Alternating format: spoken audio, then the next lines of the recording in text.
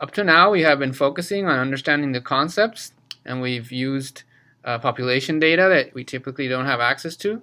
Here I'm simply going to show you what you would actually do if you had a data set like this. We can construct a t-statistic, calculate a p-value, and confidence intervals. So we will, the first thing you do in practice is actually reading the data. This is the data at hand, the 12 and 12. And now we have to compute the mean difference and estimate the standard error. There's actually a function in R that does that all for us. It's called the t-test function. You can look it up, get some, you can look up the help file if you want to know the details, but then you just feed it the two values, the two sets of values that you want to compare.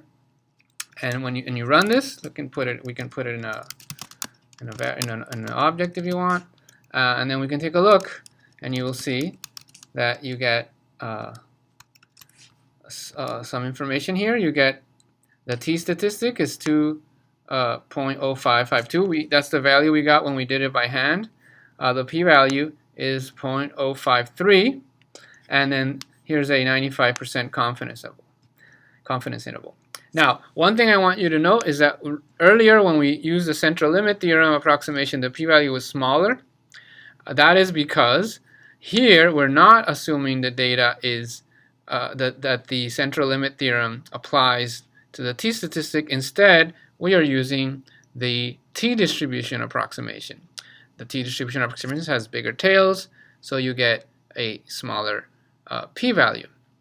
Now, an assumption we're making when we use that distribution is that the original mouse data is normally distributed, meaning that if we had access to the entire population and we looked at that, it should be roughly normally distributed.